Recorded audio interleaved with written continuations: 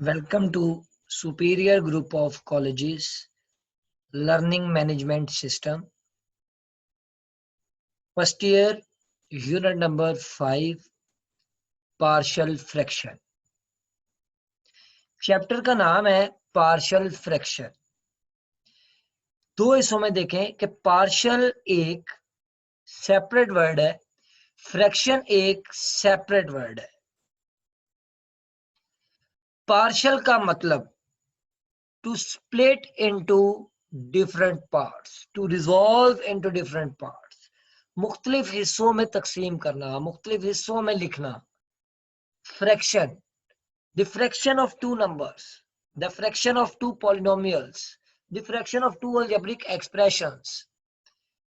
तो हमें नाम से जाहिर हो रहा है कि यहाँ हमने ऐसी फ्रैक्शन को डिस्कस करना है जिसको हम टू और मोर देन टू पार्ट्स में स्प्लिट कर सकें। यानी किस तरह से हम एक सिंगल फ्रैक्शन को डिफरेंट पार्ट्स में स्प्लिट करेंगे। तो according to board point of view, Lahore board के हवाले से असेसमेंट स्कीम है कि इस चैप्टर से कितने एमसीक्यूज, कितने शॉर्ट क्वेश्चंस, कितने लॉन्ग क्वेश्चंस इम्तिहान में पूछे जाएंगे।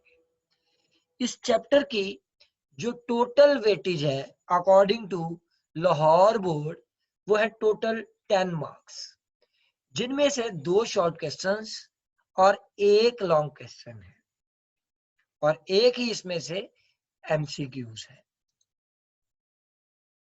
पार्शियल फ्रैक्शन, यानी कि आपको मैंने आपसे ये डिस्कशन की कि अगर हम सिंपल देखें कि पार्शियल का लफ्जी मतलब क्या है, तो पार्शियल का लफ्जी मतलब है टू रिजॉल्व या to split into different parts. Same as it is अगर फ्रैक्शन का हम एक लफ्जी मतलब देखें तो फ्रैक्शन का मतलब the quotient of two numbers या the quotient of two fraction. ये आपके पास एक सिंपल मैथमेटिक्स के लिहाज से फ्रैक्शन कहलाती है। अब पार्शियल फ्रैक्शन क्या है? A single rational function as a sum of two or more single rational functions which are called partial fraction। यानी कि कोई भी एक सिंगल रैशनल फंक्शन, उसे हम एज ए सम टू और more than two single rational functions में represent करवा दें, शो करवा दें, तो उसे आप बोलते हैं पार्शियल फ्रैक्शन। तो we have learned in the previous classes how to add two or more rational fractions into a single rational fraction।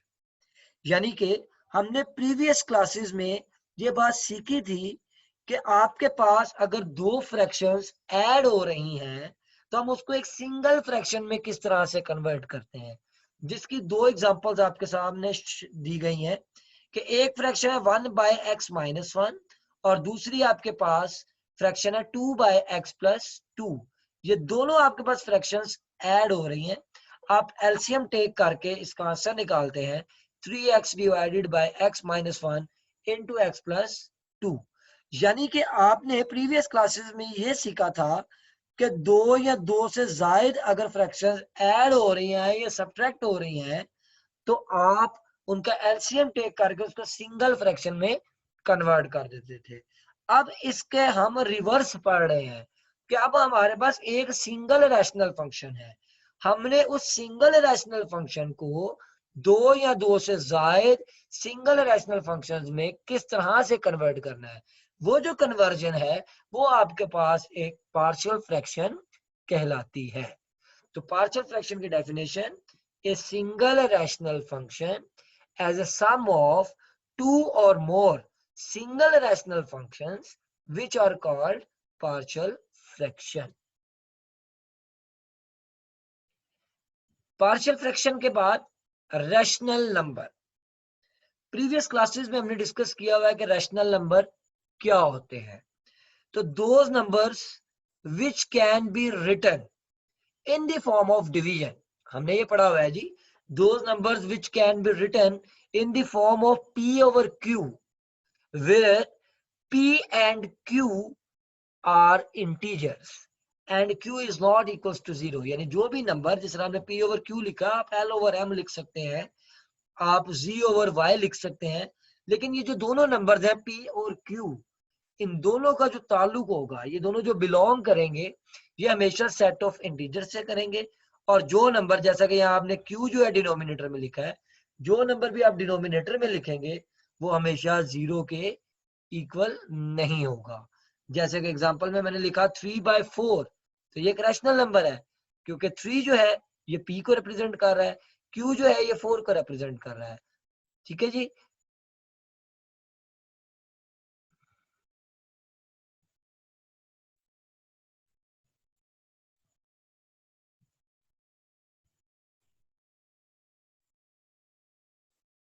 Same as it is rational fraction. The quotient of two polynomials. एक polynomial है p of x, एक polynomial है q of x. The quotient of two polynomials. दो polynomials आपस में divide हो रही है, और जो भी polynomial डिनोमिनेटर में लिखी जाएगी, जैसे q of x second polynomial denominator में लिखी गई है, वो हमेशा 0 के इक्वल नहीं होगी. With no common factor is called rational fraction. ये जो लाइन है with no common factor, with no common factor से मुराद ये है कि ये रिलेटिवली प्राइम होंगे, और रिलेटिवली प्राइम से मुराद ये है कि इनका जो कॉमन डिवाइजर होगा ये 1 के इक्वल होगा. इसकी एग्जांपल्स देख लें कि आपके पास ये एक पॉलिनोमियल लिखी गई है x² + 1, ये पॉलिनोमियल p of x है, जबकि x + 1 × x - 1 जो डिनोमिनेटर में लिखे गए फैक्टर्स, ये आपके पास पॉलिनोमियल q of x है, नॉट इक्वल्स टू 0 है. तो ये आपके पास एक रैशनल फ्रैक्शन है. The quotient of two polynomials p of x divided by q of x, where q of x is not equals to 0 with no common factor, is called rational fraction. Types of rational fraction. तो rational fraction की हमारे पास दो types होती हैं, एक proper rational fraction और एक improper rational fraction. अब प्रॉपर रैशनल फ्रैक्शन क्या है और इम्प्रॉपर रैशनल फ्रैक्शन क्या है? तो हेडिंग है आपके पास प्रॉपर रैशनल फ्रैक्शन. सबसे पहले हम इसकी डेफिनेशन देखेंगे. A rational fraction p of x divided by q of x is called a proper rational fraction if the degree of the polynomial p of x in the numerator, यानी जो polynomial p of x है numerator में, उसकी जो degree है is less than the degree of the polynomial q of x in the denominator. यानी p of x polynomial जो है उसकी डिग्री जो है वो हमेशा जो है वो लेस होगी as compared to the polynomial q of x in the denominator. यानी ऑलवेज जो भी आपके पास पोलिनोमियल न्यूमिनेटर में मौजूद है उसकी डिग्री डिनोमिनेटर वाली पोलिनोमियल की डिग्री से हमेशा क्या होगी? लेस होगी. Then we can say that the given fraction is called proper rational fraction. तो हम इसकी डिफरेंट एग्जांपल्स जो है वो देख लेते हैं. पहली एग्जांपल है 3 डिवाइडेड बाय x + 1. तो न्यूमिनेटर में जो पोलिनोमियल आ रही है ये आपके पास 3 आ रही है, यहाँ x नहीं है तो यहाँ x की डिग्री 0 है, और जो डिनोमिनेटर में पोलिनोमियल आ रही है वो x + 1 है, यहाँ जो x की डिग्री आ रही है वो क्या आ रही है? 1 आ रही है. तो 0 is less than 1, so it's belongs to proper rational fraction. Same as it is अगर सेकंड एग्जांपल की बात करें तो 2x, यानी यहाँ पर 2x - 5 एक पोलिनोमियल p of x है, जबकि x² + 4 polynomial q of x है. तो p of x में x की डिग्री 1 है, q of x में x की डिग्री 2 है, तो 1 is less than 2, so it is also belongs to proper rational fraction. Third example देखते हैं जी. 9x² polynomial p of x है और x³ - 1 polynomial q of x है. तो जो पोलिनोमियल न्यूमिनेटर में मौजूद है जो कि p of x है उसमें आपके पास मैक्सिमम डिग्री आ रही है 2, और जो डिनोमिनेटर में q of x पोलिनोमियल है उसकी डिग्री आ रही है 3, and 2 is less than 3, so it is also belongs to proper rational fraction. तो दोबारा डेफिनेशन रिपीट कर रहा हूं. A rational fraction P of x divided by Q of x is called a proper rational fraction if the degree of the polynomial P of x in the numerator is less than the degree of the polynomial Q of x in the denominator. For example, are proper rational fractions or proper fractions. Next definition आपके पास improper rational fraction. तो improper rational fraction जो है, a rational fraction P of x divided by Q of x is called an improper rational fraction if the degree of the polynomial P of x in the numerator is equal to or greater than the degree of the polynomial Q of x in the denominator. यानी कि हमारे पास improper rational fraction में जो P of x polynomial numerator में मौजूद है उसकी degree या तो ग्रेटर होगी Q of x से या Q of x की डिग्री से क्या होगी, उसके इक्वल होगी. अगर आपकी डिग्री P of x और Q of x की सेम आ जाए या P of x की डिग्री जो है वो ग्रेटर हो as compare to the polynomial Q of x, तो आप कहेंगे the given rational fraction is improper. इसके डिफरेंट एग्जांपल्स देखते हैं. इसके डिफरेंट एग्जांपल्स में हमारे पास x divided by 2x minus 3.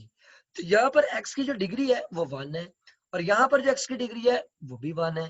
यानी p of x की जो पोलिनोमियल है उसमें भी x की डिग्री 1 और जो q of x पोलिनोमियल है उसमें भी x की डिग्री 1. लिहाजा p of x और q of x दोनों पोलिनोमियल्स की डिग्री सेम है. So it is belongs to improper rational fraction. Same as it is कि आपके पास x minus 2, x plus 2, तो ये x की डिग्री 1 और ये 1 मिलकर 2 बन जाएंगी, 1 और 1 मिलकर 2 बन जाएंगी. तो p of x और q of x की डिग्री सेम हो गई. So it is also belongs to improper rational fraction. Third example में जो पोलिनोमियल p of x है इसकी x की जो डिग्री है वो आपके पास 2 है और जो पोलिनोमियल Q of x है उसमें x की डिग्री 1 है. तो अब P of x जो पोलिनोमियल है उसकी डिग्री ग्रेटर है as compare to polynomial in the denominator. तो हमने यही डेफिनेशन पढ़ी है, या तो P of x और Q of x की डिग्री सेम होगी या P of x की डिग्री जो है वो ग्रेटर होगी as compare to the polynomial in the denominator Q of x. तो so it is also belongs to improper rational fraction. So these are the examples of improper rational fractions. अब हमारे पास simple जो equation होती है, simple equation की जो definition है वो ये है कि when we use the sign of equality between two algebraic expressions, कि हम दो अलजेब्रिक एक्सप्रेशंस के दरमियान जब साइन ऑफ इक्वालिटी को यूज करते हैं, so it is said to be an equation. तो वो हमारे पास एक सिंपली इक्वेशन कहलाती है. उस इक्वेशन की हमारे पास आगे से दो टाइप्स हैं. एक टाइप है कंडीशनल इक्वेशन और दूसरी टाइप है हमारे पास आइडेंटिटी इक्वेशन. अब कंडीशनल इक्वेशन क्या है? कंडीशनल इक्वेशन नाम से जाहिर है कि इसके ऊपर कोई ना कोई कंडीशन होगी, कोई ना कोई रिस्ट्रिक्शन होगी. It is an equation in which two algebraic expressions are equal.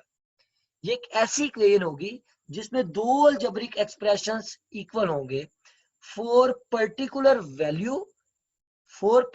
Values of the variable. या तो कोई एक वैल्यू के लिए या एक से ज्यादा वैल्यूज के लिए. तो अगर मैं इसमें आपके पास पॉइंट ए आपके साथ डिस्कस करूं तो वो है 2x equals to 3 is a conditional equation. ये कंडीशनल इक्वेशन है. क्यों ये कंडीशनल इक्वेशन है? कि जब तक हम x की जगह 3/2 रिप्लेस नहीं करेंगे तो हमारी लेफ्ट हैंड साइड और राइट हैंड साइड इक्वल नहीं आएगी. x इक्वल्स टू 3/2, इसके अलावा आप कोई भी वैल्यू रिप्लेस करें, हमारी लेफ्ट साइड और राइट साइड कभी भी इक्वल नहीं आएगी. तो यहाँ पर इक्वल तभी आएगी जब हम ये particular value x is equal to 3/2 replace करेंगे. तो it is a conditional equation. तो पॉइंट नंबर बी में हमारे पास इक्वेशन है जी x square plus x minus 6 equals to 0 is a conditional equation and it is true for x is equals to 2 and x is equals to -3. यानी ये quadratic equation है. आप quadratic equation को किसी भी मेथड से सॉल्व करें, by quadratic formula, by completing square, by factorization, आपके पास ये दो रूट्स आएंगे 2 और -3. आप इन दोनों रूट्स को 1 बाय 1 चेक कर लें. इस इक्वेशन में आपके लेफ्ट साइड और राइट हैंड साइड इक्वल आएगी. तो ये भी आपके पास कंडीशन है कि आप इन दो वैल्यूज के लिए इस इक्वेशन को सेटिस्फाई करवाते हैं। इसके अलावा आप कोई और वैल्यू रिप्लेस करेंगे तो आपकी लेफ्ट हैंड साइड और राइट हैंड साइड जो है वो इक्वल नहीं आएगी। नोट है आपके पास for simplicity, a conditional equation is also called an equation, कि जो कंडीशनल इक्वेशन है आप इसको सिंपली इक्वेशन भी बोलते हैं। तो मैंने बोला था जी इक्वेशन की दो टाइप्स हैं, एक कंडीशनल इक्वेशन और दूसरी है जी आपके पास आइडेंटिटी इक्वेशन। आइडेंटिटी इक्वेशन क्या है, नाम से जाहिर है जी identity. It is an equation which holds good for all values of the variable, जो कि आपके पास वेरिएबल की तमाम वैल्यूज के लिए क्या करे, होल्ड करे, उसको सेटिस्फाई करे, वो आपके पास आइडेंटिटी इक्वेशन है। इसकी एक जनरल फॉर्म है जी, जो पॉइंट ए में है, a plus B into X equal to A X plus B X is an identity and it's two sides are equal for all the values of the X. आप X की जगह 1 put करें, x की जगह 2 put करें, -1 put करें, -2 put करें, जो मर्जी आप रिप्लेस करें, तो ये आपके पास क्या कराएगी, एक आइडेंटिटी इक्वेशन। तो आपके पास ये एक एग्जांपल है जी, x plus 3 into X plus 4 equals to this one, x square plus 7x plus 12 is also an identity equation which is true for all the values of the x। आप x की जगह जो भी value replace करेंगे, चाहे 1 2, चाहे वो positive हो, नेगेटिव हो या फ्रैक्शन में हो, आपके पास लेफ्ट हैंड साइड और राइट हैंड साइड जो है वो क्या आएगी, इक्वल आएगी। For convenience the symbol equality shall be use for both for equation and identity. आप इक्वेशन के लिए भी इसको यूज कर सकते हैं साइन को, आप आइडेंटिटी के लिए भी इसको यूज कर सकते हैं। Okay, thank you so much dear students, अल्लाह हाफिज।